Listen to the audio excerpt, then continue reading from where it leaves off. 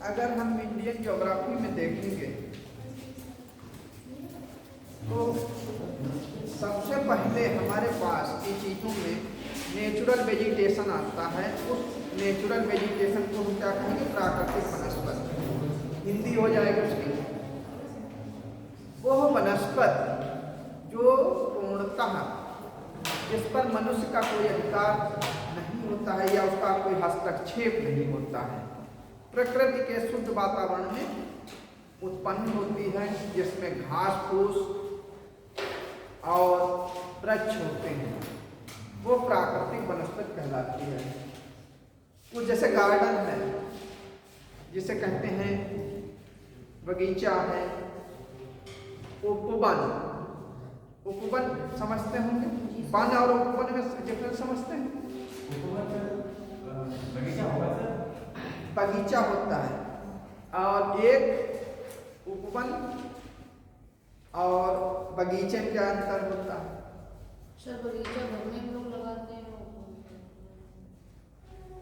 जो बाहर वृक्ष लगाते हैं उनका एक एरिया होता है, वो बगीचा कहलाता है, और जो घर में लगाते हैं वो ही उपवन कहलाता है, जिसमें फ्लावर प्लांट्स होते हैं। और बगीचा वो होता है जिसमें फ्लावर प्लांट्स भी हो सकते हैं और ट्री भी होंगे। बहुत बड़ा ट्री घर में कौन लगा सकता है? अब तो नहीं लगाएगा, पुराने टाइम में लगाते थे, तो वो उसका बड़े बड़े होते हैं। हाँ, तो हम देखेंगे हमारे इंडियन जो नेचुरल वेजिटेशन मतलब प्राकृतिक वनस्पति है, उसे मुख्यतः 5 भागों में डिवाइड किया गया है।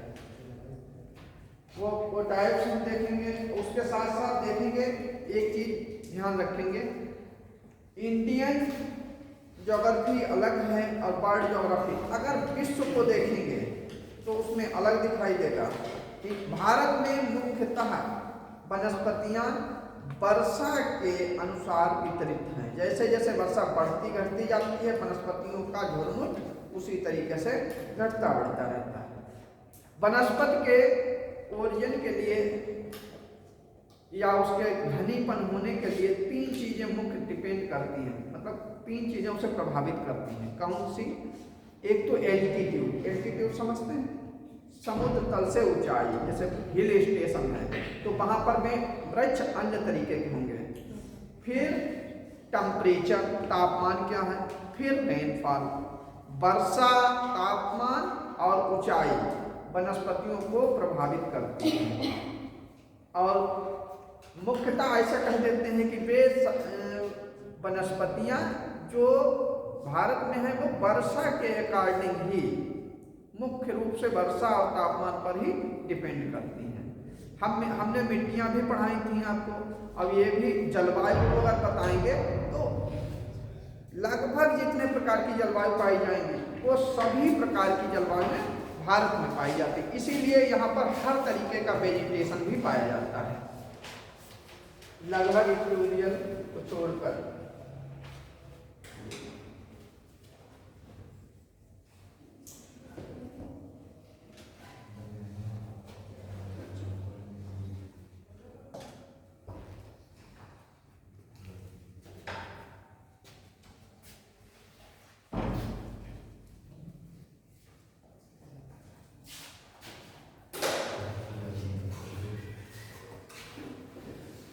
सबसे पहले हम देखेंगे कि हम हमारे भारत में कितने एरिया पर वन पाए जाते हैं।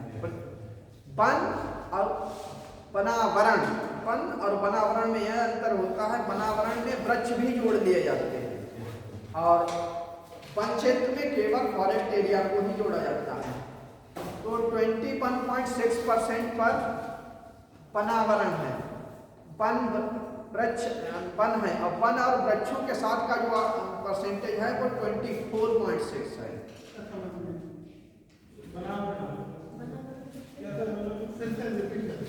वन क्षेत्र और वनावरण क्षेत्र, वन क्षेत्र वो होता है जिसमें केवल फॉरेस्ट एरिया मतलब जंगली क्षेत्र होता है, और वनावरण में वृक्ष और पेड़ जो जंगल होते हैं उन्हें सबको इंक्लूड कर लिया जाता है उनके एरिया को।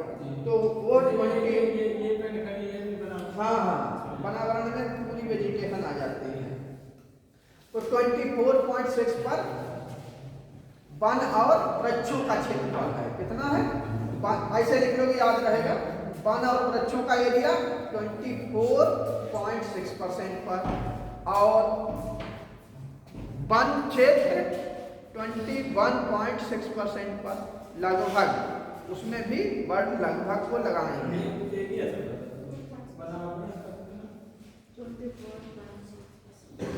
पहले वनावरण का वन क्षेत्र है, वन क्षेत्र 21 मतलब 21.6%, और वन और वृक्षों का जो क्षेत्र है उसे वनावरण कहेंगे, वो 24.6% टोटल एरिया के पाया जाता है। चाहेंगे तो हम स्टेट वाइज भी बात को बताएंगे, लेकिन पहले इनके टाइप्स को जान लीजिए आप, कौन कौन से टाइप्स में पाए जाते हैं। अब हम यहाँ पर देखेंगे कि जो भी प्राकृतिक वनस्पति किसे कहते हैं, वो वनस्पति जो प्रकृति के सानिध्य में रहकर या प्रकृति के द्वारा, जिसमें मनुष्य का कोई हस्तक्षेप नहीं होता है, उत्पन्न होती है, प्राकृतिक वनस्पति कहलाती है। वन किसे कहेंगे?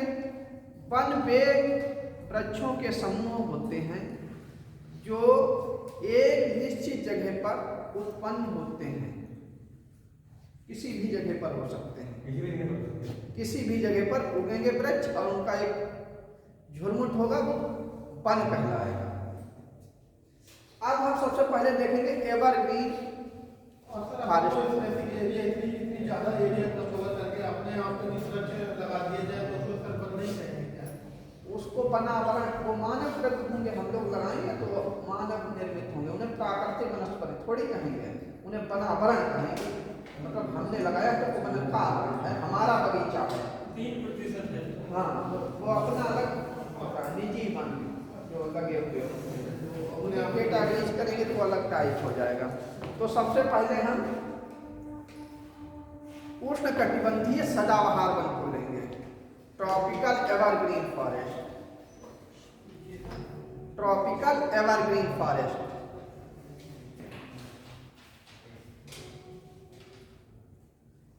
Tropical evergreen forest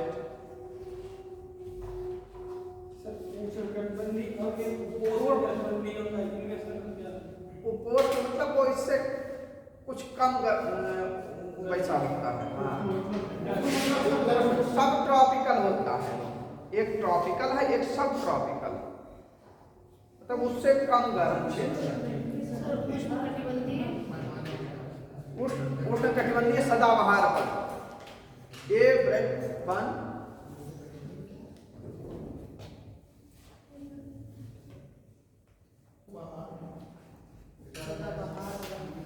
Haryana, Punjab, ये लाइन को ध्यान देंगे, इसी के साथ साथ लिखते भी रहेंगे। उत्तर प्रदेश का तराई भाग, उत्तर प्रदेश का तराई भाग या उत्तरी भाग लिख देंगे, बिहार का उत्तरी भाग, तराई भाग, पश्चिम बंगाल का,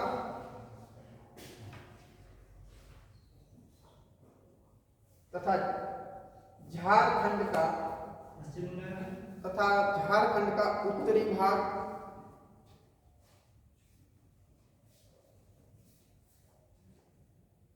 पूर्वी दक्षिणी पश्चिमी बंगाल, पूर्वी दक्षिणी पश्चिमी बंगाल, दक्षिणी पश्चिमी बंगाल, आसाम, मेघालय,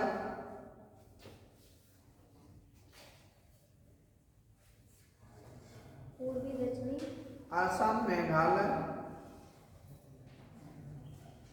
मिजोरम का कुछ भाग,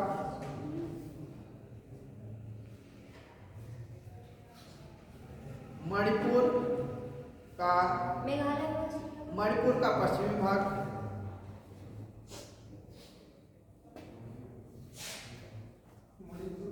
पश्चिमी भाग, मध्य प्रदेश का पूर्वी भाग,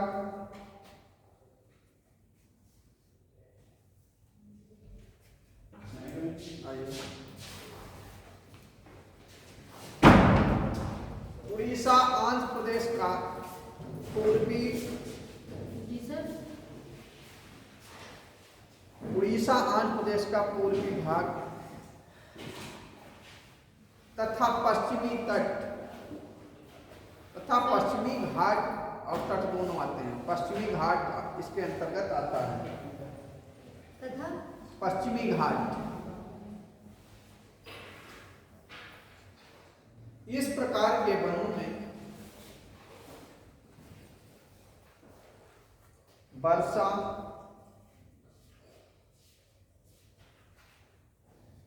वर्षा 200 सेंटीमीटर से अधिक होती है।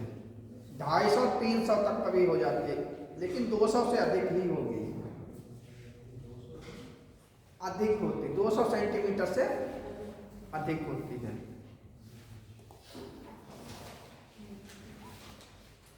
ये यहाँ इन वनों के वृक्ष सेंटीमीटर सर ये बर्तन नापने का स्केल किस तरीके से नापा ये नहीं बताया। ठीक, जब रेन गेज होता है, एक इंस्ट्रूमेंट होता है रेन गेज। रेन गेज पर मीटर लगा हुआ होता है, उसे ऊपर लगा रख देते हैं कि जिससे उछल कर पानी उसमें न जा सके।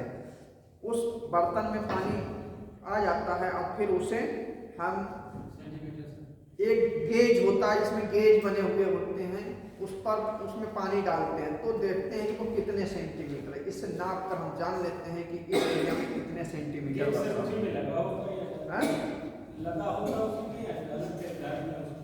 उस इंस्ट्रूमेंट में बर्तन रख दिया गया, वो नापने वाला यंत्र अलग होता है। पहले एक बर्तन उसी सिस्टम का है जो लगा हुआ होता है, बरसात हो रही खुले में रख दिया जाता है। हाँ, इतना बड़ा होता है और उसी के अकॉर्डिंग वर्षा को मापा जाता है, जिसे रेन गेज कहते हैं। रेन गेज से फिर उसे गेज में जब डालते हैं तो उस पर निशान बने हुए होते हैं, मिलीमीटर, सेंटीमीटर और मीटर। मीटर तो नहीं होता है, मिलीमीटर और सेंटीमीटर के निशान लगे हुए होते हैं। तो वर्षा को मिलीमीटर और सेंटीमीटर में उसे नाप, जितना पानी हुआ देख लिया इसके सामने क्या लिखा होगा, जान लेते हैं। तो इससे सर बर्तन अगर बड़ा होगा तो ज्यादा पानी चला जाएगा। तो फिर रेशियो नहीं गड़बड़ हो जाएगा। ये अपनी इच्छा का उसका, हाँ, वो रेशियो के अकॉर्डिंग है। तो सर इससे क्या पता चलती है या मशीन में अधिक वर्षा होगी या कम होगी, सर इससे क्या पता चलेगा? नहीं, कैसे नहीं। जैसे एक एरिया लिमिटेड है, मान लीजिए एक जिला है, उसमें कई जगह लगे होंगे रेन गेज, हर तहसील में लगभग होगा, फिर उनका सब जगह का अलग अलग वर्षा आएगी, फिर उनको सब वो लिखना है, वो सब लिखना है। अगर 5 तहसील हैं घुमाया के शाहजहाँपुर के, तो 5 से उन्हें डिवाइड कर दिया, फिर एवरेज निकाल दिया जाएगा। जगह तो हर जगह वर्षा अलग होगी, तो ये कैलकुलेशन बाद को रहेगा। लेकिन पहले आपको ये जानना होगा कि वर्षा इन क्षेत्रों में कितनी होती है। 200 से एबव होगी, मतलब कहीं पे 200 होगी, कहीं 225 होगी, कहीं 250 होगी, कहीं 300 भी हो सकती है। और यहाँ तो मौसम में 1100 होती है, मगर 200 से तो अधिक ही है, ये मतलब है। ये नहीं कहेंगे कि वो 200 से 1100 हो गई, यहाँ क्यों एवरग्रीन है। टेम्परेचर भी सेम लगभग उसी तरीके से पाया जाता है। 60 मीटर लगभग पेड़ 60 मीटर के लगभग लंबे होते हैं। अब कोई 45-48 भी रह सकता है। सर इन वालों के औसत हाँ, एक जो यूएनओ की संस्था है AFO के अनुसार लिख लेंगे, अभी इसमें नहीं, हम बात को नोट कराएंगे। 200 सेंटीमीटर से अधिक होती है। आर्द्रता लिख लें, ह्यूमिडिटी 70% होती है। यहाँ पर सापेक्षिक आर्द्रता 70% होती है। इस पूरे एरिया में तापमान, टेम्परेचर 24 डिग्री सेंटीग्रेड के लगभग होता है। लगभग का ध्यान रखेंगे, 24 के लगभग होता है।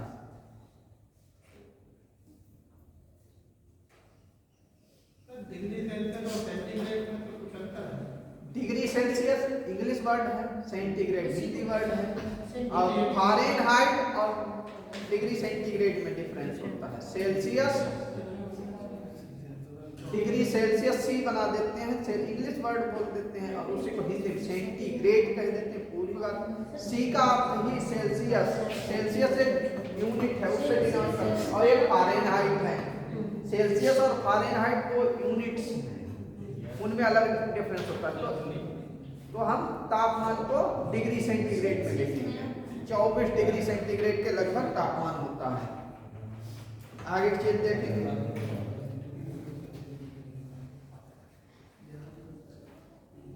इस प्रकार के वनों में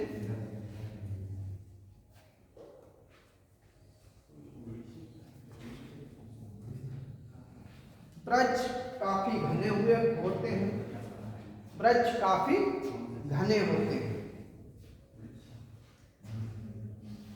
और इनकी लंबाई लगभग 60 मीटर होती है।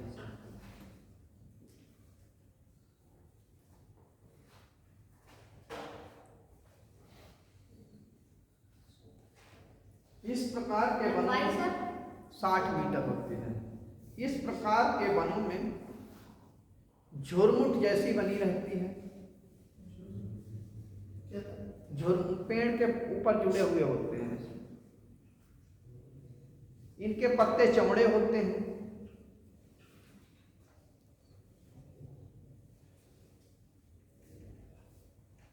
जिससे सूर्य का प्रकाश इनकी जड़ों तक कम पहुंचता है या बिल्कुल नहीं पहुंचता है।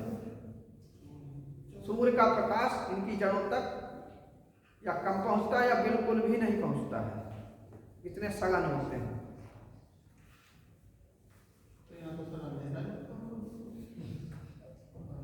हाँ, लगभग में वैसे रहता है, छाया जैसी रहेगी। अब बहुत से इनमें जो है वृक्ष पाए जाते हैं, महोगनी, सिंकोना, बहुत लंबे लंबे जितने भी वृक्ष होते हैं वो इसमें पाए जाते हैं। ये सब चीजें अगर नोट करेंगे तो बहुत ज़्यादा हो जाएगी। अभी अगर नोट करें तो नोट इसमें कर लेंगे कि कौन कौन से वृक्ष पाए जाते हैं।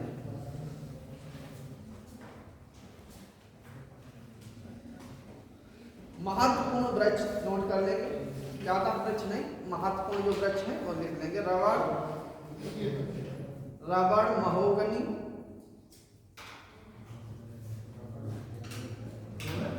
रबड़, महोगनी, महोगनी का पेड़, एबोनी, महोगनी, एबोनी, हाँ, नारियल, बांस,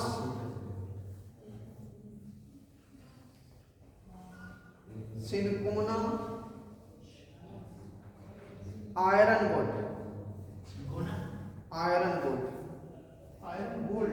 वुड लकड़ी, आयरन वुड।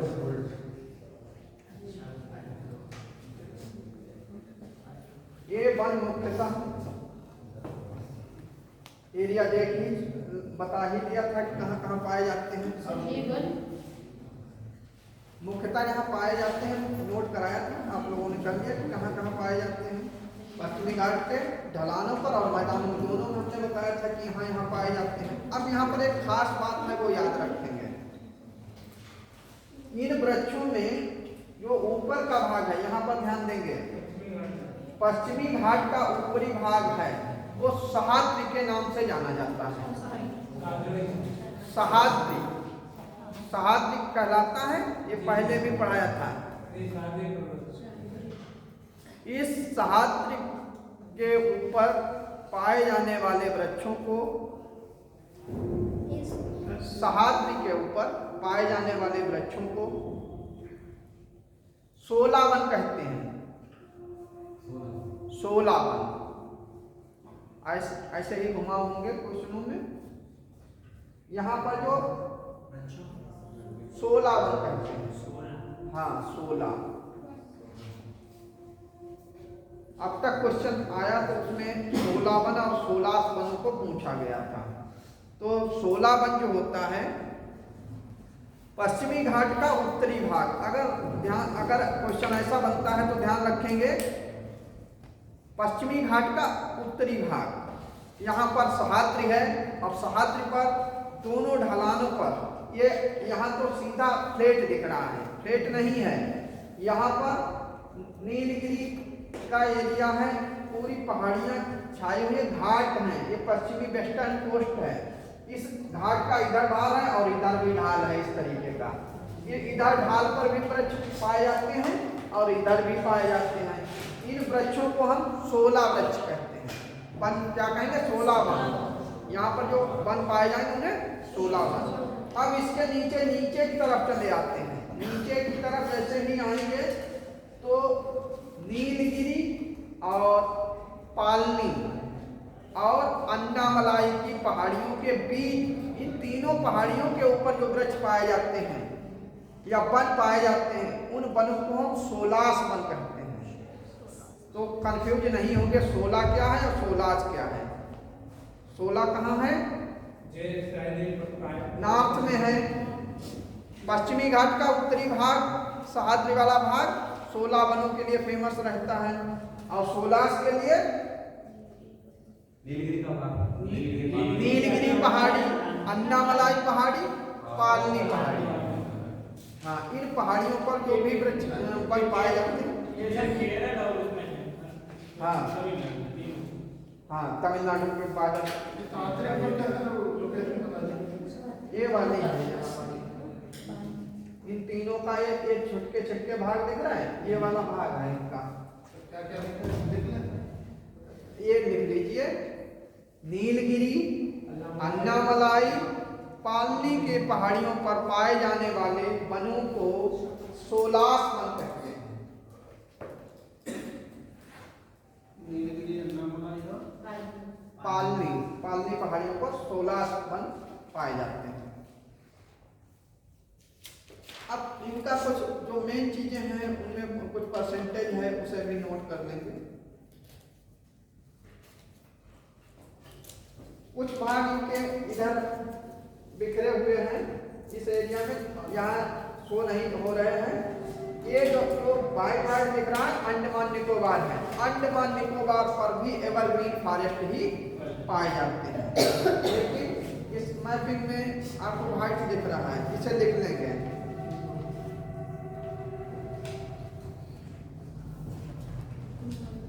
अंडमान निकोबार में 80.86% भाग पर एवरग्रीन फॉरेस्ट पाए जाते हैं। 86% भाग पर। हाँ,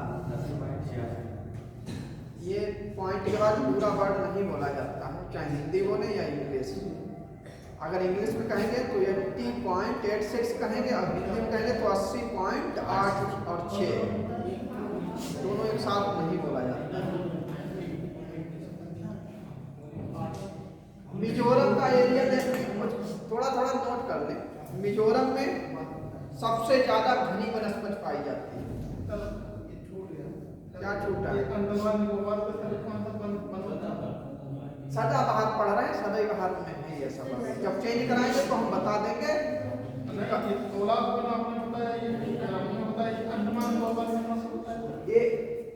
ये नाम है। ये यहाँ पर एक जो सदाबहार वन का है भाग, यहाँ इसका इस जगह की वजह से सह्याद्री क्या है, फिर सह्याद्री पर जो वन पाए जाते हैं उन्हें 16 वन कहेंगे। हैं वो एवरग्रीन फॉरेस्ट ही, कोई दूसरे फॉरेस्ट नहीं है। स्पेशल जगह से उनका नाम बदला है। यहाँ पर नीलगिरी, अन्नामलाई और पालनी की पहाड़ियों पर पाए जाते हैं, उन्हें 16 वन कहते हैं। लेकिन हैं सदाबहार वन के ही भाग, वही हैं, उनका नाम बदल गया जगह की वजह से। ये है। और यहाँ पर भी सदाबहार वन पाए जाते हैं। वो 80.86% भाग पर इसके अंडमान निकोबार के इस वनस्पतियां पाई जाती हैं लगभग। और वो एवरग्रीन है। एवरग्रीन ट्रॉपिकल फॉरेस्ट वो हैं जो वर्ष भर पूरे साल में अपनी पत्तियों को नहीं गिराते हैं। इस प्रकार के इसमें वृक्ष पाए जाते हैं। तो यहाँ तक क्लियर है। आगे की तरफ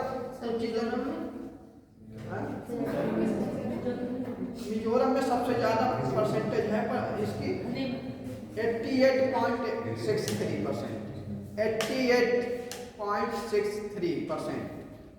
अगर यहाँ पर ध्यान देंगे, परसेंटेज में अगर पूछा जाएगा तो मिजोरम फर्स्ट नंबर पर आएगा, और एरिया में पूछा जाएगा तो एमपी फर्स्ट नंबर पे आएगा।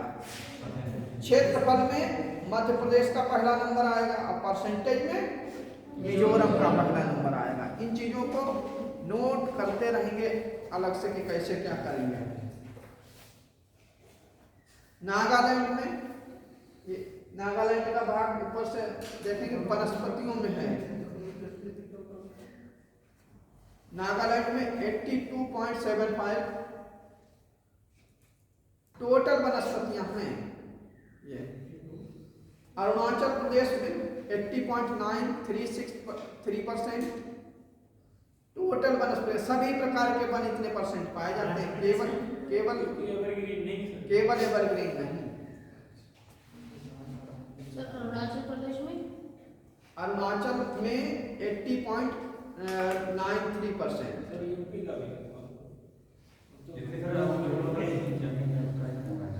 तो फिर एक ही टाइप हो पाएगा, एक एक राज्य का भी नोट कराएंगे।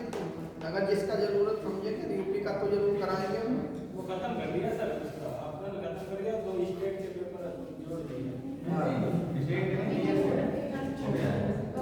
अभी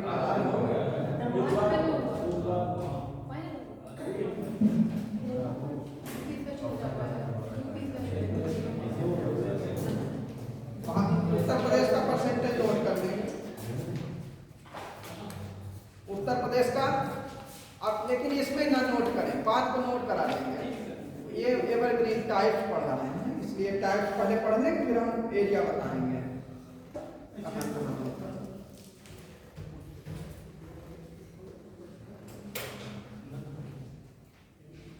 उष्णकटिबंधीय पर्णपाती डिसोडियस फॉरेस्ट, डिसोडियस टाइप्स। सर बदल दिया। हाँ, दूसरा नंबर है डिसोडियस फॉरेस्ट। उष्णकटिबंधीय पतझड़ी वन। हाँ, पतझड़ी और पर्णपाती एक ही चीज होती है। पर्ण भी हिंदी है, पतझड़ भी। इसी को अब सुने, इसी को मानसूनी वन भी कहते हैं। इसी का नाम मानसून, चाहे पतझड़ी कहा जाए, पर्णपाती कहा जाए, मानसूनी कहा जाए, वो सब डिसोडियस फॉरेस्ट का ही पार्ट है। हाँ, ये वन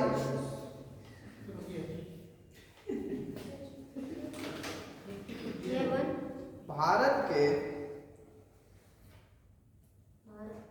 100 से 200 सेंटीमीटर वार्षिक वर्षा वाले क्षेत्रों में पाए जाते हैं।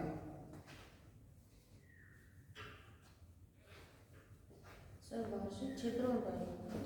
वार्षिक वर्षा वाले क्षेत्रों में पाए जाते हैं। 100 से 200 सेंटीमीटर वार्षिक वर्षा वाले क्षेत्रों में पाए जाते हैं।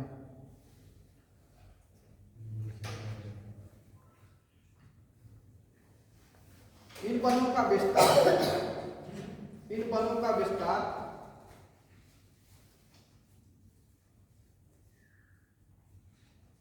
गंगा के मैदान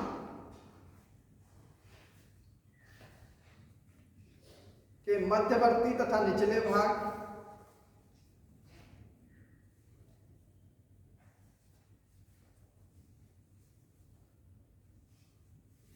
अर्थात भाभर और तराई, तराई के निचला भाग, भाभर और तराई,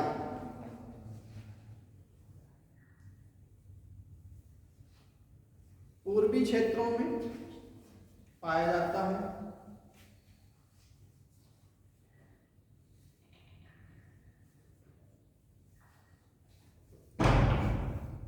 मध्य प्रदेश, पश्चिम बंगाल, ये एरिया में ध्यान देंगे। मध्य प्रदेश का ये भाग है, ये पश्चिम बंगाल का भाग है।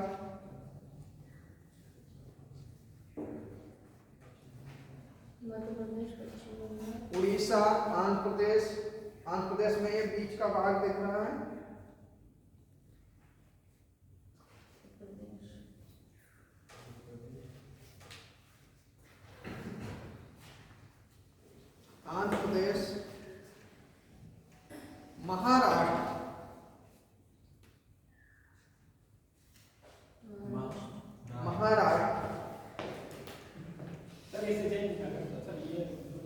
वाले भाग महाराष्ट्र हैं? सर ये मैं चेंज ना कर सब पेंडिंग कोई है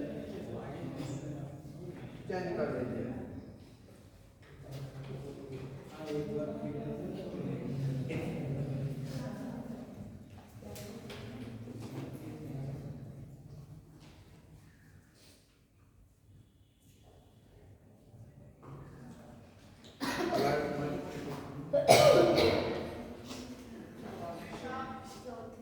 सबसे ज्यादा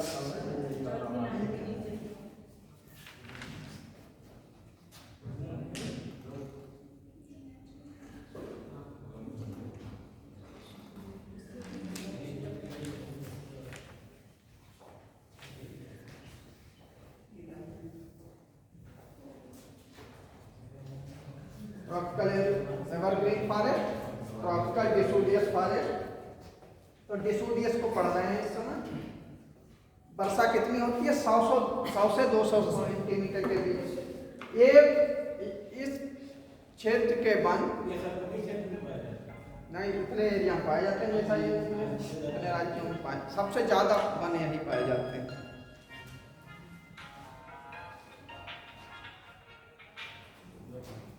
ये सर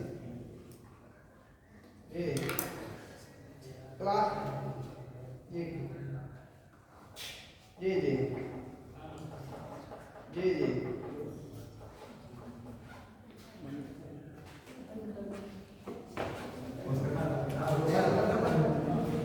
पोस्ट करती पोस्ट पे नहीं जिसमें अरे इधर देखिए ट्रॉपिकल डिसोडियस फॉरेस्ट क्या क्या नोट किया इसमें?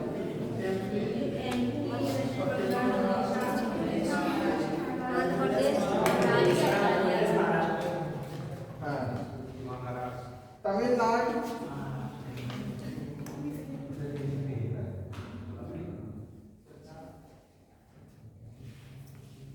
आंध्र प्रदेश के क्षेत्रों में पाए जाते हैं। केरल में सर कुछ मात्रा में है क्या? केरल में केरल नहीं, लगभग चला जाता है उधर ही। केरल क्या तमिलनाडु भी थोड़ा इधर आ जाता है। ये तो यहाँ से केरल, यहाँ से बिल्कुल पट्टी है थोड़ी। आगे चीजें नोट कर लेंगे। इस प्रकार के वन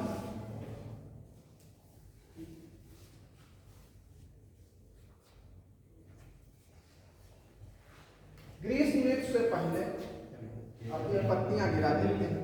इस प्रकार के वृक्ष ग्रीष्म ऋतु, पन भी लिख लें, वृक्ष ही तो होंगे हैं।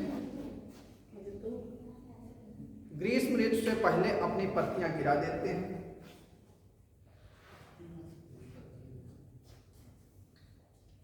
इसीलिए इन्हें पतझड़ी वन कहा जाता है।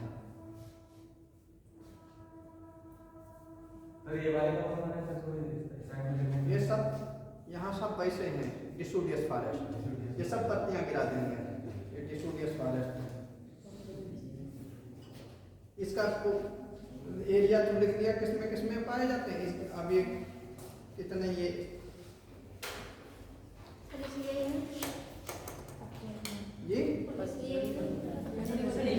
इनकी ऊंचाई पेड़ों की कितनी होती है वो भी नोट कर लें। 30 से 45 मीटर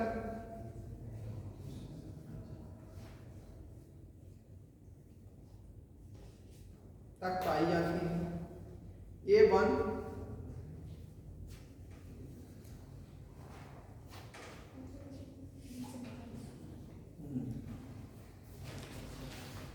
इनकी लकड़ी काफी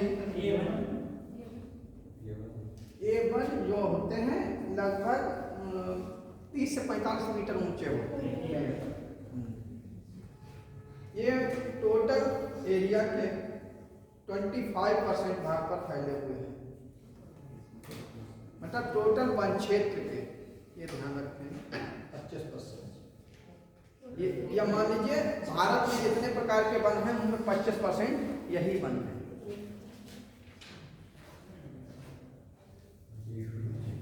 टोटल एरिया।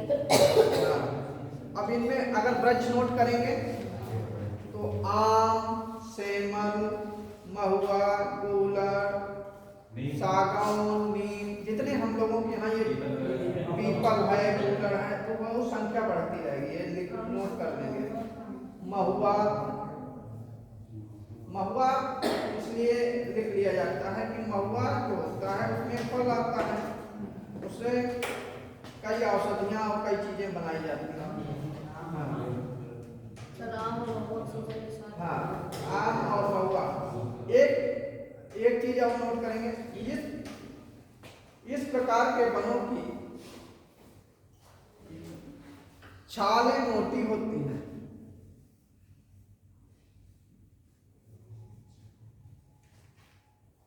सदाबहार वनों के अपेक्षा।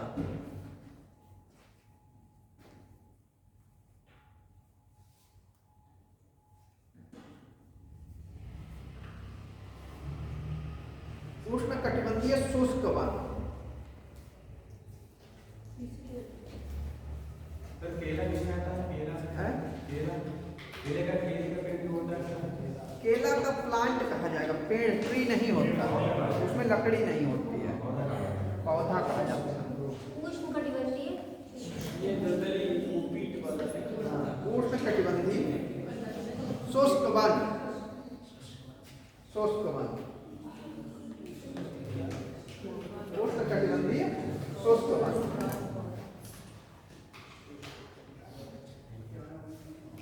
इस प्रकार के वन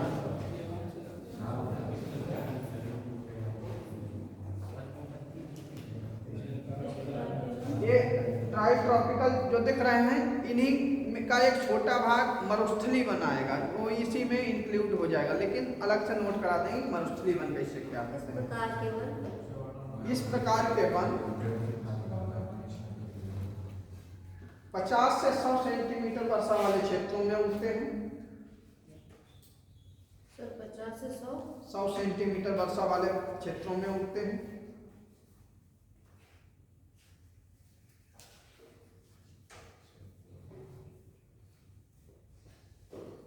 वृक्षों की लंबाई 6 से 9 मीटर तक होती है, 6 से 9 मीटर तक होती है।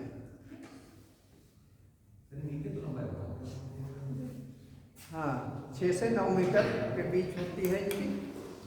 इस प्रकार के वन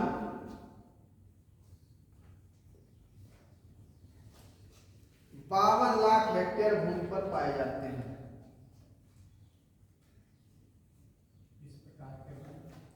52 लाख हेक्टेयर भूमि पर पाए जाते हैं।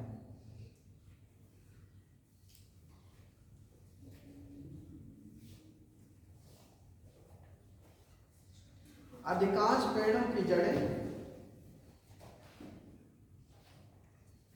लंबी तथा मोटी होती हैं,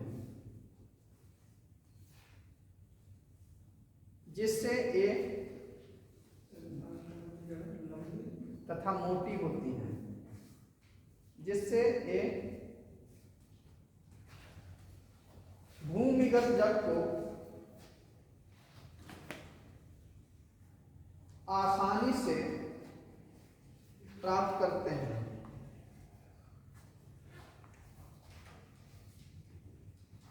इनकी छालें, इन वनों के वृक्षों की छालें मोटी होती हैं।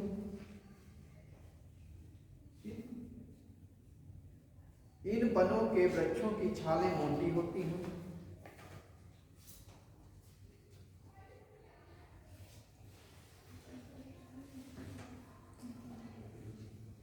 जो पानी को अपने में संजोए रखती हैं, पानी को अपने में संजोए रखती हैं।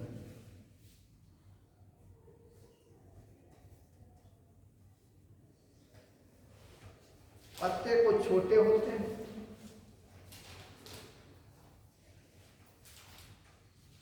इस प्रकार के वनों से अधिकतर ईंधन की लकड़ी प्राप्त होती है। अधिकतर ईंधन की लकड़ी प्राप्त होती है।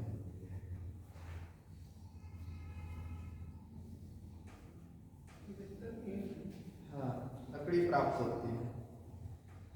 कुछ जगहों पर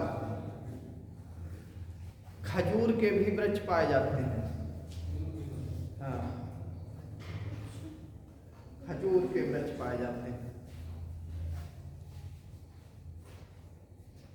वैसे खजूर कितना आता है सर? पर पत्ते में नहीं आता है। नहीं, पत्ते कहाँ गिराता है? देखा कम कम गिराता है, एक साथ कभी ठूठ कभी नहीं होगा। एक साथ नहीं होता। एरिड में ही आता है, उसे पानी की आवश्यकता कम होती है, एरिड में ही वो आता है, शुष्क में आता है।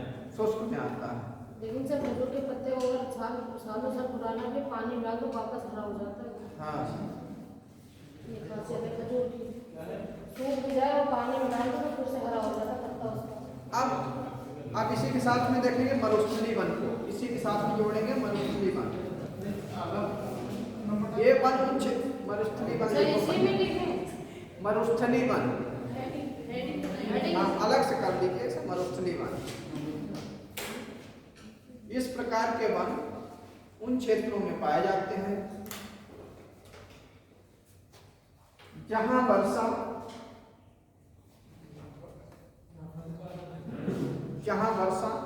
50 सेंटीमीटर से कम होती है।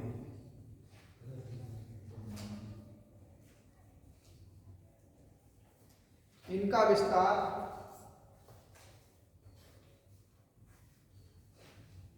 दक्षिणी पश्चिमी पंजाब, दक्षिणी पश्चिमी पंजाब, दक्षिणी पश्चिमी हरियाणा,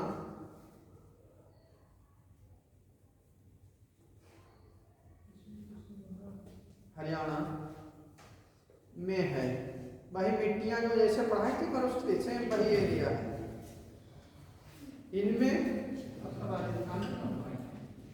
कीकर, हाँ वृक्ष लिख लीजिए, कीकर, हाँ कीकर, बबूल, कीकर, बबूल, खेजड़ी के वृक्ष पाए जाते हैं।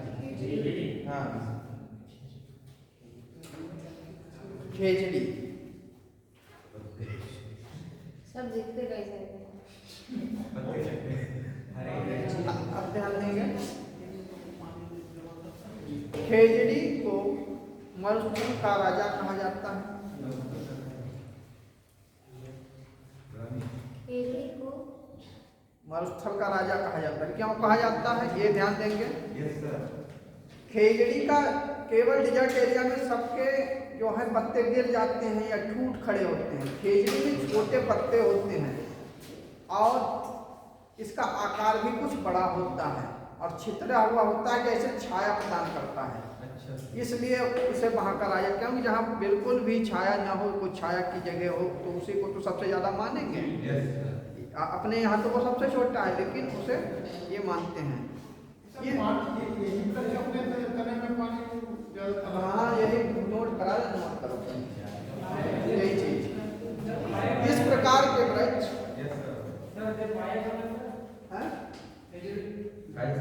खेजड़ी राजस्थान में पाया जाता है। इस प्रकार के वन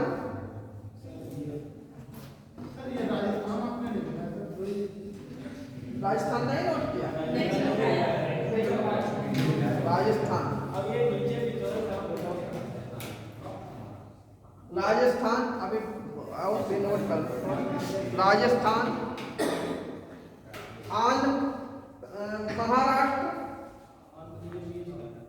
महाराष्ट्र, आंध्र प्रदेश, तेलंगाना की अर्धचंद्राकार पेटी में ये पाए जाते हैं, क्योंकि यहाँ भी वर्षा 70 से तेलंगाना राज्य में पाए जाते हैं, क्योंकि यहाँ वर्षा उसी तरीके से 50 से कम ही रहती है।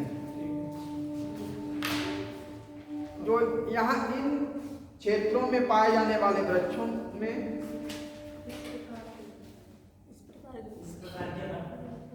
इस प्रकार के वनों में छोटी पत्ती वाले वृक्ष पाए जाते हैं या ठूंठ पाए जाते हैं।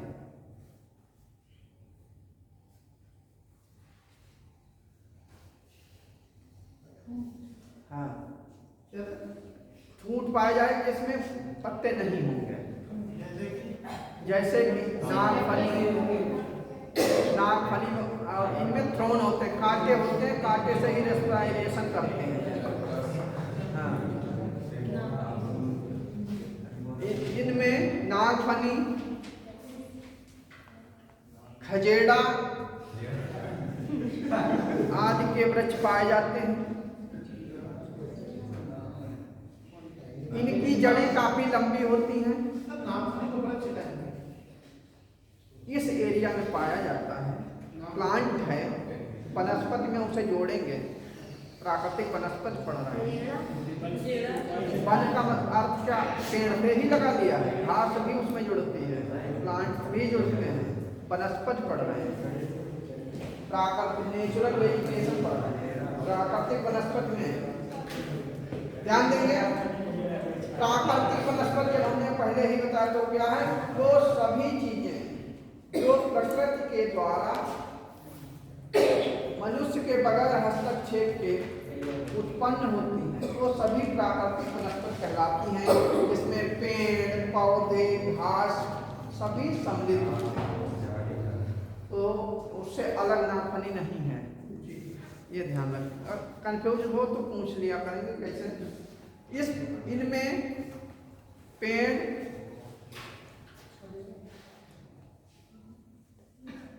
श्वसन के लिए छोटे पत्ते तथा कांटों के द्वारा करते हैं। श्वसन क्रिया छोटे पत्तों या कांटों के द्वारा करते हैं। इनमें जो कांटे होते हैं उन्हीं से वो रेस्पिरेशन कर लेते हैं, श्वसन क्रिया करते हैं, कांटों के द्वारा कर लेते हैं। इनकी जड़ें लंबी होती हैं, इनकी जड़ें लंबी होती हैं। हाँ।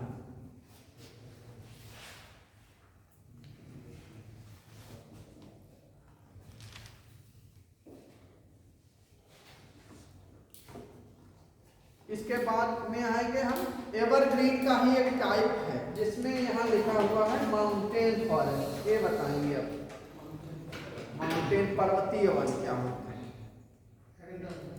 हाँ, पर्वतीय वन। ये भारत में सबसे कम मात्रा में कौन से पाए जाते हैं सर? सबसे कम मात्रा सबसे मेन ग्रुप अभी पढ़ाएंगे, अभी बताएंगे। मेन ग्रुप सबसे कम मात्रा में पाए जाते हैं। मेन ग्रुप या इसी को डेल्टाई वन कहते हैं, इसी को ज्वारीय वन कहते हैं। एक से एक तीन अर्थ ध्यान रखेंगे। पर्वतीय वनों में थोड़ा नोट कर लेंगे। ये जो यहाँ कांटे होते हैं वो प्रकाश संश्लेषण की क्रिया करते हैं, पत्तियां नहीं होती ही नहीं। जैसे ये वाला एरिया है, यहाँ पर 10 सेंटीमीटर के लगभग वर्षा होती है इस एरिया में, तो यहाँ पर कोई पत्ती वाला पेड़ नहीं होता, केवल कांटेदार वृक्ष होते हैं। जो कांटा ही कहा जाएगा, पत्ती का रूप नहीं कह सकते, काम करता है उसका, कांटे को पत्ती नहीं कहा जा सकता है, पर करेगा, रेस्पिरेशन करेगा, स्टार्च बनाएगा, भोजन बनाएगा, और उसकी जो तना होगा वो लसीला होगा। और जिसमें कांटे में पत्ते नहीं होंगे, कांटा ही होगा, तो चाहे वो पेड़ छोटा हो या बड़ा हो, उसका जो तना होगा वो लसीला होगा, उसकी जड़ें पतली और लंबी गहराई तक होंगी जो अंडरग्राउंड, और उसका जो तना होगा वो ही पानी को अपने में एब्जॉर्ब रखता है, क्योंकि बारिश कम होती है। अगर ऐसा ना हो तो यहाँ कोई भी वनस्पति ना पाई जाए, बिल्कुल ही ना हो। लेकिन जैसे जैसे वर्षा बढ़ती जाती है वनस्पतियों का रूप बदलता रहता है। जैसे जैसे हमने अभी बताया था कि जैसे जैसे हम ऊंचाई की तरफ जाते हैं तो हमारा मौसम और जलवायु में परिवर्तन दिखाई देने लगता है। जलवायु जब चेंज होती है तो उसके अनुसार ही वनस्पतियां हो जाती हैं। यहाँ को लद्दाख को ऊंचा एरिया, फिर यहाँ पर जमने का कारण क्या है? ऊंचाई पर ही तो बर्फ जमती है। अब सुनो, हमारे क्षोभ मंडल का नियम है, जैसे 14 किलोमीटर की ऊंचाई तक ऊपर की तरफ जाएंगे तो हर 1 किलोमीटर पर 6.5 डिग्री टेम्परेचर कम होता रहेगा। इसीलिए ऊंचाई पर जाते हुए बर्फ जम जाती है। 4 किलोमीटर से एबव ऊंचाई पर कोई भी वृक्ष नहीं पाए जाते हैं, नीचे काई पाई जाती है, उससे नीचे ही वृक्ष पाए जाते हैं। अभी ये जब देख रहे हैं क्या इसमें ग्रीन ग्रीन दिख रहा है, कहीं पर ये साफ नहीं है, लेकिन हर जगह पर वृक्ष नहीं है, क्योंकि शेड तो हम पूरे को दे देंगे। जो ऊंची चोटियां हैं उन पर कोई भी वृक्ष नहीं है, केवल बर्फ ढकी हुई है।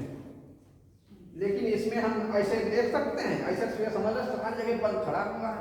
अब ये भारत पूरा बिल्कुल फ्लैट है, दिख रहा है ऐसा, लेकिन ये ऊंचा है। जो ऊंचे भाग में वहां नहीं, अभी यही चीज नोट करेंगे कि कहाँ कहाँ बल पाए जाएंगे, कितनी कितनी ऊंचाई पर पाए जाएंगे, उस ऊंचाई पर उनका आकार कैसे बदलता है। जैसे हम देख चुके हैं कि जैसे जैसे जलवायु बदल रही है, वनस्पतियां वैसे ही बदलती जाएंगी। जैसे जैसे ऊंचाई बढ़ेगी, वनस्पतियों का आकार और उनका स्वरूप भी बदलेगा, पेड़ों का स्वरूप भी बदल जाएगा। जैसे 4000 मीटर से पहले जो है कोढ़धारी वन पाए जाएंगे। क्यों कोढ़धारी पाए जाएंगे?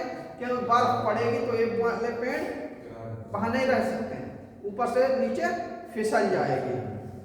देवदार पे पाया जाएगा। हाँ, इस तरीके की चीजें, तो वही पार्ट अभी करेंगे माउंटेन फॉरेस्ट में या पर्वतीय वन। इस प्रकार के वन भारत के उत्तरी पश्चिमी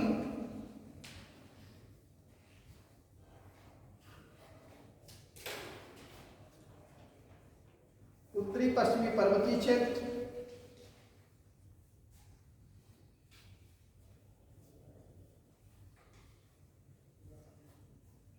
सिक्किम तथा उत्तरी पूर्वी पर्वतीय क्षेत्रों में पाए जाते हैं।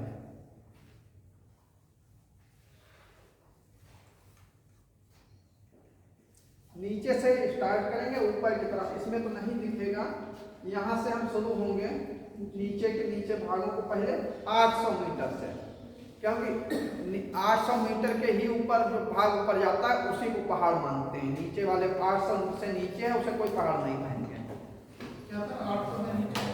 800 से नीचे अगर भाग है और नुकीला हो तब वो पहाड़ कहलाएगा। और क्योंकि एक ही पे है तो उसका 800 से ऊपर का भाग है, उसी में जैसे ये मान लीजिए, हाँ, जैसे इतना एरिया है ये मैदान को ही मान लेगा, इसके ऊपर 800 से ऊपर है, यहाँ पर से पर्वतीय कंडीशन दिखाई देने लगी, फिर उसके ऊपर अन्य तरीके के वृक्ष होंगे, फिर उसके ऊपर अन्य तरीके के होंगे।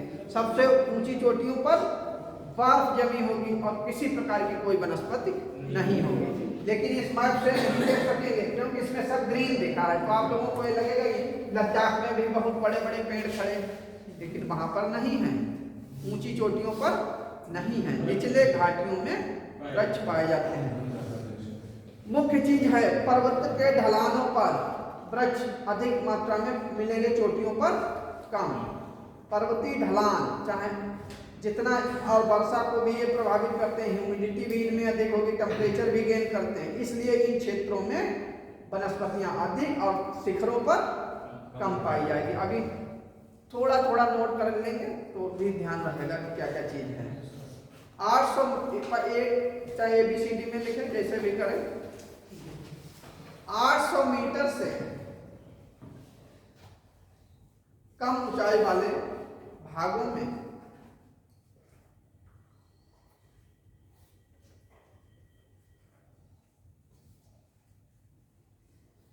उष्णकटिबंधीय चौड़ी पत्ती वाले वृक्ष मिलते हैं, जिनमें रोजवुड तथा साल, रोजवुड तथा साल, रोजवुड समझते होंगे, शीशम को कहते हैं, अब साल कहते हैं जिसे हम लोग यहाँ कोरम कहते हैं, वही उसी का नाम है, कंफ्यूज नहीं होंगे। हाँ, साल प्रमुख है। रोजवुड और साल प्रमुख है, लिखेंगे वही, रोजवुड और साल प्रमुख है। रोजवुड को क्या बोलते हैं? शीशम कहते हैं, साल को ओरम कहते हैं यहाँ। सेकेंड, 800 से 1800 मीटर की ऊंचाई पर, जैसे 800 हो गया, फिर इसके बाद 1800 का जो एरिया है, 800 से 1800 मीटर की ऊंचाई तक कोणधारी वन पाए जाते हैं। इनमें देवदार सर ऊंचाई पर कोणधारी वन पाए जाते हैं। इनमें देवदार, मेपल, हाँ मेपल, सिल्वर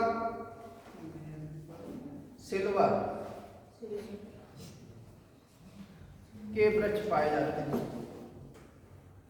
सिल्वर और भी लिख लो, फर है, स्प्रूस है, लिख लो कुछ दो चार। मेपल, सिल्वर, स्प्रूस, फर, पाइन,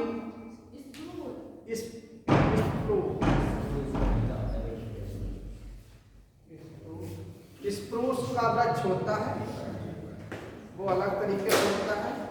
स्प्रूस और बर्च का वृक्ष होता है, बर्च और पाइन के वृक्ष पाए जाते हैं।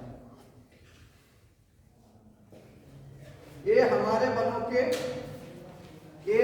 वनों का 6% भाग घेरे हुए। परसेंट और इनकी वृक्षों की संख्या को पूछा जा सकता है, कितने परसेंट पर है? 6% पर। ये हमारे वनों के 6% भाग पर है। कोई बात नहीं, हाँ, लगभग 6% भाग पर ये पाए जाते हैं, क्योंकि यहाँ भी है, यहाँ भी, इधर भी है सब। इसके बाद देखेंगे 1800 से 3500 मीटर की ऊंचाई पर नीचे से ऊपर की तरफ चढ़ रहे हैं स्टेप वाइज।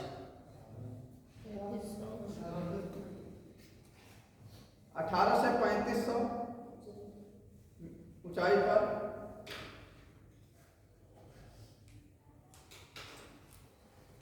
पहले 8 से 18 में क्या क्या चीजें लिखनी है? कोणधारी वन में 6% लिखा है, देवदार, मेपल, सिल्वर। अच्छा, ये मेपल, ये इसमें नोट कर लिया, तो उससे के बीच में लिखेंगे, क्योंकि कोणधारी वन जो होते हैं वो 3500 तक लगभग कोणधारी वनों का रहता है। 8 से 18 वाले में थोड़ा नोट कर लेंगे अलग से, एक लाइन। इस ऊंचाई के वृक्ष, इस ऊंचाई पर वृक्ष चीड़ के मिलते हैं। 8 से 1800 में चीड़ के वृक्ष मिलते हैं, और कहीं कहीं पर ओक के वृक्ष पाए जाते हैं। हाँ, हाँ, 8 से 1800 तक चीड़ और ओक के वृक्ष पाए जाते हैं। और 1800 से 3600 कोणधारी वन होता है। ओक बोले या ओक?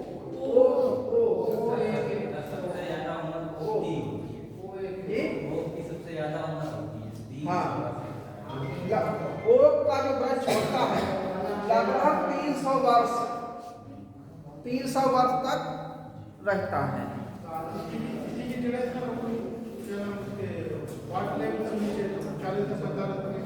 हाँ हाँ, बहुत लंबा होता है, इसकी एज भी काफी होती है। तो 8 से 1800 में कौन कौन है? चीड़ और ओक।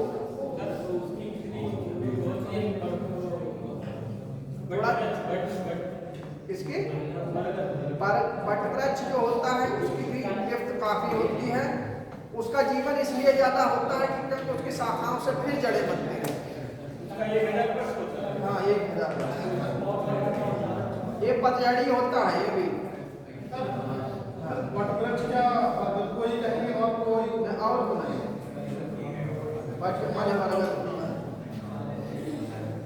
अब देखेंगे 35 से 40, मतलब 3500 से 4000, 3500 से 4000 मीटर की ऊंचाई पर। नहीं सर, 8 से देखो, सबसे पहले हमने 800 वाला लिखा है, फिर 800 से 1800 जिसमें चीड़ और भोग पाए गए, फिर 1800 से 3500 जिसमें कोणधारी बन पाए गए। अब 3500 से 4000 तक है, 4000।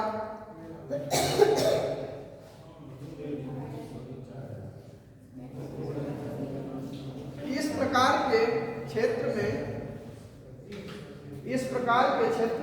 मतलब 3500 से 4000 मीटर की ऊंचाई तक टुंड्रा वनस्पति पाई जाती है। टुंड्रा वनस्पति पाई जाती है, जिसमें काई, लिचन,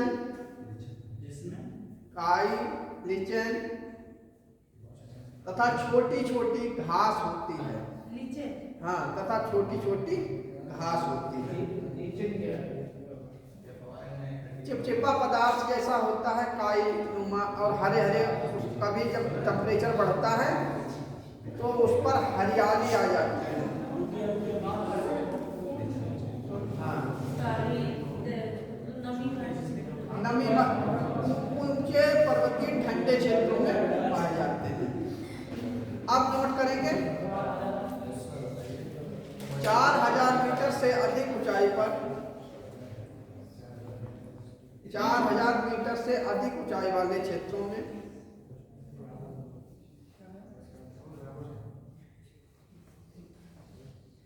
अत्यधिक शीत के कारण किसी भी प्रकार के वन नहीं पाए जाते हैं। अधिक शीत के कारण किसी भी प्रकार के वन नहीं पाए जाते हैं।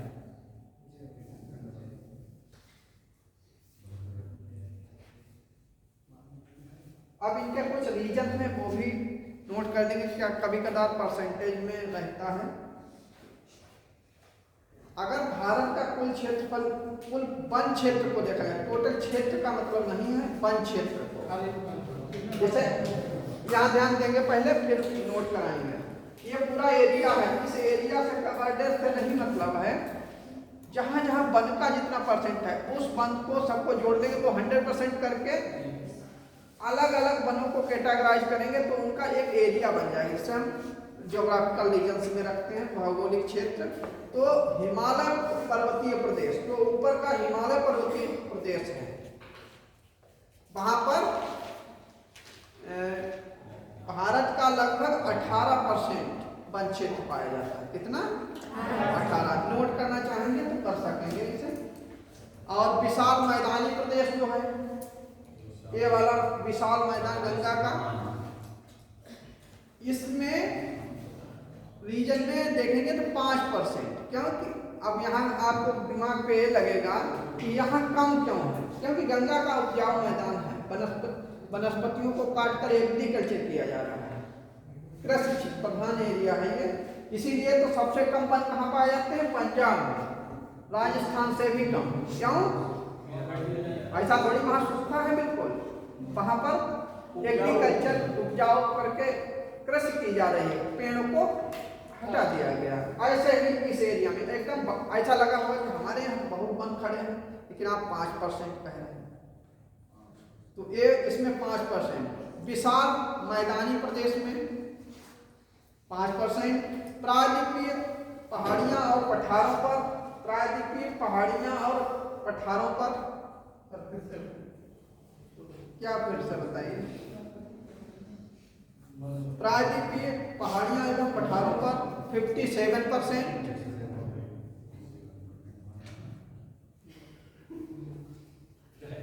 पश्चिमी घाट तथा पश्चिमी तटीय प्रदेश 10%, पूर्वी घाट तथा पूर्वी तटीय प्रदेश पर 10%,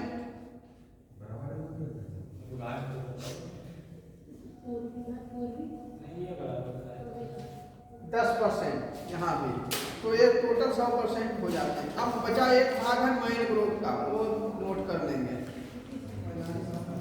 मैंग्रोव सर मैदानी भाग में कितना परसेंट? एक बार रिपीट 5%। सर एक बार रिपीट कर दीजिए।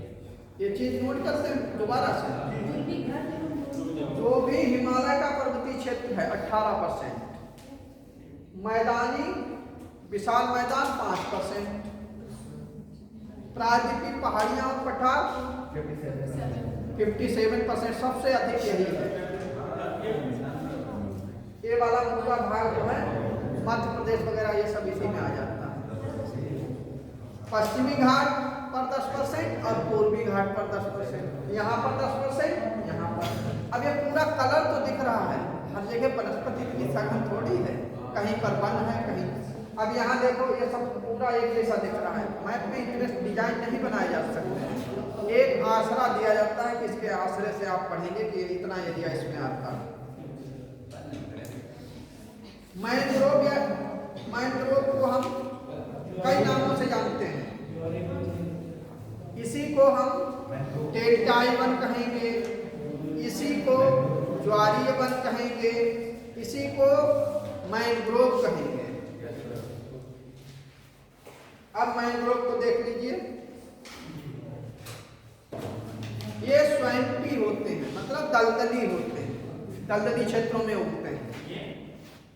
ये स्वयंपी मतलब दलदली क्षेत्रों में उगते हैं।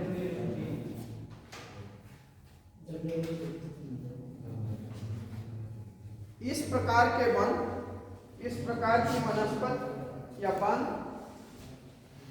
समुद्री नमकीन पानी में उगते हैं।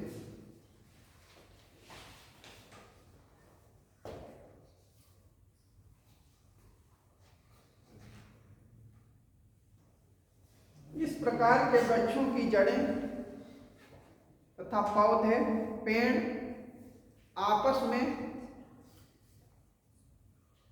जुड़े हुए होते हैं। पेड़ और उनकी जड़ें आपस में जुड़े हुए होते हैं। लिपटे लिख लो, जुड़े एक ही चीज होता है। ये चक्रवातों तथा सुनामियों से, ये चक्रवातों तथा सुनामी लहरों और ज्वार से इन क्षेत्रों की रक्षा करते हैं।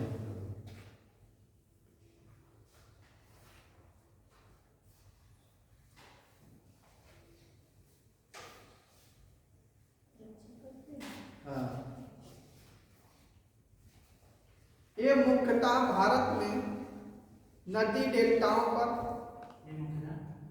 भारत में नदी डेल्टाओं पर पाए जाते हैं।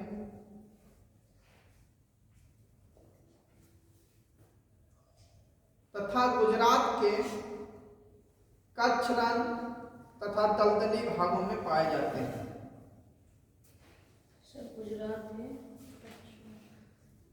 कच्छ का रण और जहाँ जहाँ दलदली भाग है हर जगह पे पाए जाते हैं कोस्टल लाइन। डेल्टा पर उगने के कारण ही इन्हें डेल्टाई वन कहते हैं। ये 3 नाम है क्यों, ये भी हो सकता है। डेल्टा पर उगने के कारण इन्हें डेल्टाई वन कहते हैं।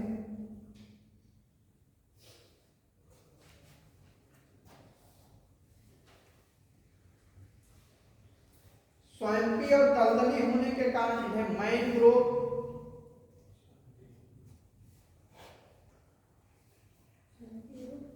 मतलब दलदली भाग और नमकीन पानी के कारण इन्हें मैंग्रोव, तथा समुद्री ज्वारीय जल के में उत्पन्न होने के कारण इन्हें ज्वारीय वन कहते हैं।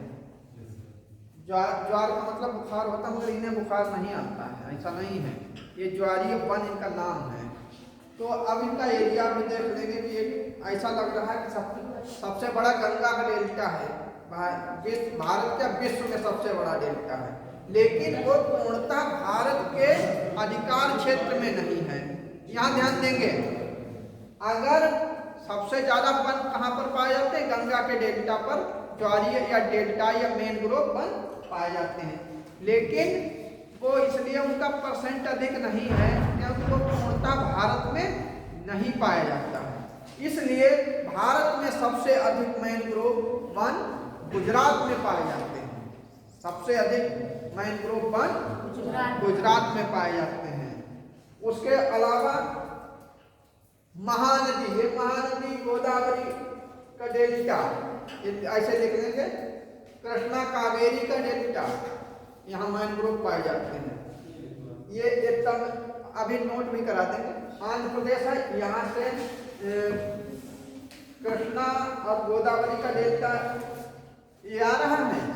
इन्हीं के बीच में जो ऐसे गोल गोल भाग दिख रहा है, अब ऐसे हम बना के नहीं दिखा सकते, ऐसा में अंडे जैसा आकार होता है, उसी को हम कोलेरू कहते हैं। वो झील बन जाती है, पढ़ाई थी झीलों में, तो वो भाग कोलेरू होता है।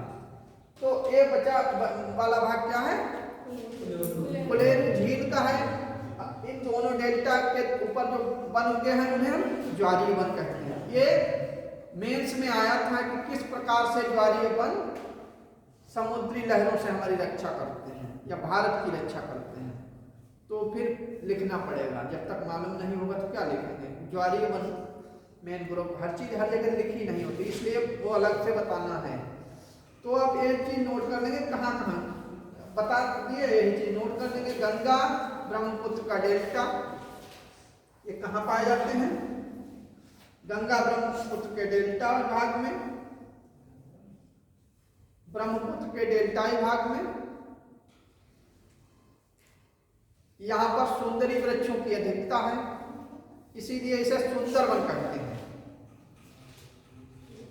सुंदरी के वनों की अधिकता है, इसीलिए इसे सुंदर वन कहते हैं। हाँ, सुंदरी वृक्ष, वृक्षों का नाम है सुंदरी। जैसे नीम है वैसे सुंदरी के वृक्ष है। नीम का नाम है नीम, वैसे सुंदरी के वृक्ष है।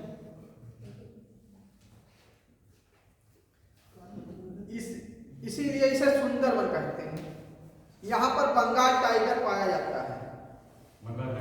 हाँ, इसी वन में बंगाल टाइगर पाया जाता है।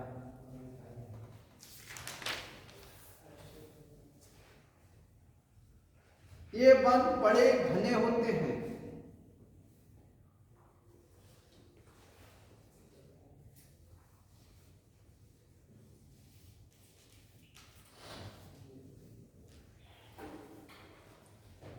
तथा इनमें कठोर लकड़ी पाई जाती है।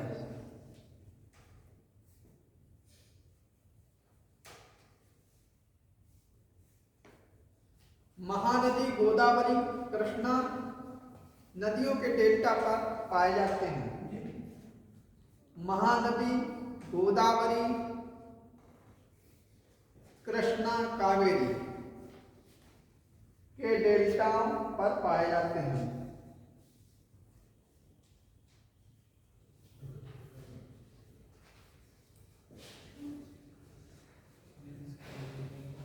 ये वाला यहाँ आप लोग देख रहे होंगे, इसमें येलो ही दिख रहा है, और ये हमने सबसे ज़्यादा बता दिया है। ये यूपीएससी लेवल का मैप नहीं है, ये दूसरा शैडो मैप है, वेजिटेशन को दिखाया गया है। जब अभी करंट में देखेंगे तब तो देखेंगे, ये पुराना पड़ा हुआ है पहले का।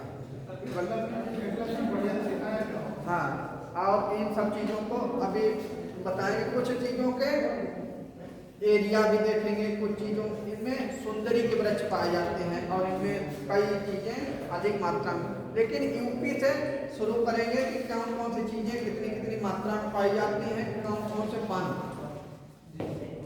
तो हर एक राज्य का हम देखेंगे 2005 के अनुसार, क्योंकि जनगणनाएं अधिक होती रहती हैं।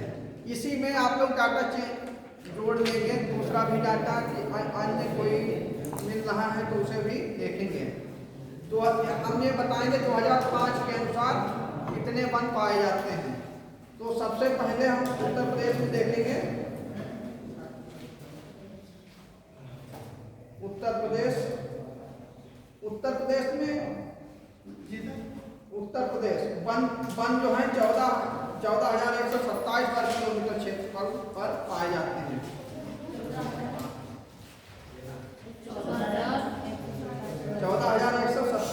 वर्ग किलोमीटर में पाए जाते हैं। 2005 की वैल्यू। हाँ, जो परसेंटेज कितना है भारत का, नहीं, अगर टोटल यूपी का एरिया है उसमें वनों का परसेंटेज कितना है 5.86। यूपी का है, इंडिया का नहीं कह रहे हैं। उत्तर प्रदेश का कुल क्षेत्रफल सबको मालूम होगा, वो है 2,40,928 वर्ग किलोमीटर। उसमें से 14,127 वर्ग किलोमीटर वन है, वो कितने परसेंट हुए 5.86%। अब क्लियर हुआ? नहीं सर, 5.8 14,127 में क्या है सर, ये वन है कितने वन हैं? और एरिया टोटल कितना है? 2,40,928 वर्ग किलोमीटर।